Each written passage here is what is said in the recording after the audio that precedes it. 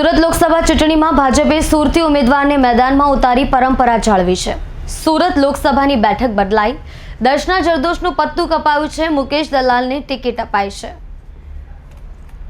ભાજપની બીજી યાદીમાં ગુજરાતના 7 નામોની જાહેરાત કરવામાં આવી છે। ભાજપની આ બીજી યાદીમાં મોટા ફેરફાર થયા છે જે સામે આવ્યા છે। દક્ષિણ ગુજરાતમાં સુરત બેઠક પર સાંસદ દર્શનાબેન જરદોશની ટિકિટ કપાઈ છે। ઉલ્લેખનીય છે કે સાંસદ દર્શનાબેન જરદોશના સ્થાને ભાજપે મુકેશ દલાલને ટિકિટ આપી છે। મુકેશ દલાલની ભાજપ સાથેની કામગીરીની વાત કરવામાં આવે તો સુરત શહેર ભાજપ મહામંત્રી તરીકે ફરજ બજાવી, સ્ટેન્ડિંગ કમિટી, માજી ચેરમેન, સુરત મ્યુનિસિપલ કોર્પોરેશન જેવા હોદ્દાઓ ભોગવ્યા છે।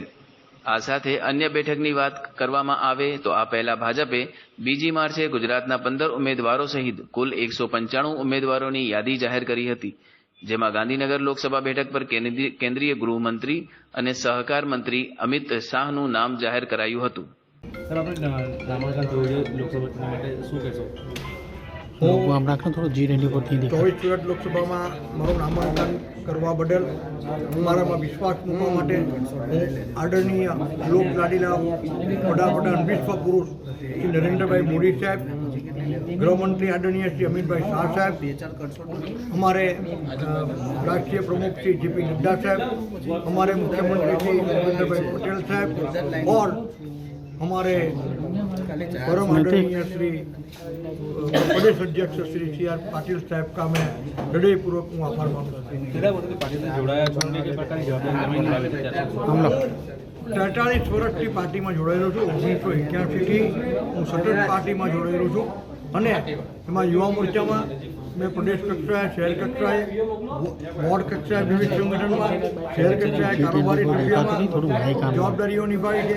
તે ઉપરાંત સતત 3 ટર્મ અડાજણ પાલનપુરમાંથી કોર્પોરેટર અને સતત 5 ટર્મ સ્ટેન્ડિંગ કમિટી ચેરમેન અને છેલ્લા 3.5 વર્ષથી હું ભારતીય જનતા પાર્ટી સુરત મહાનગરમાં મહાસચિવ તરીકે કામગીરી કરી છે। કયા કામોને પ્રજા સમક્ષ લેશો? હું હંમેશા સુરત શહેરના વિકાસના પ્રશ્નો માટે વિવિધ પ્રશ્નો તે ઉપરાંત રાષ્ટ્રીય પ્રશ્નો માટે હું જજુ શું મેસેજ શું આપશો? મેસેજ એ જ કે ભાઈ મારા જેવા સામાન્ય કાર્યકર્તાને, બૂથ કક્ષાના કાર્યકર્તાને પણ Bharatiya Janata party member of parliament બનાવી શકે છે।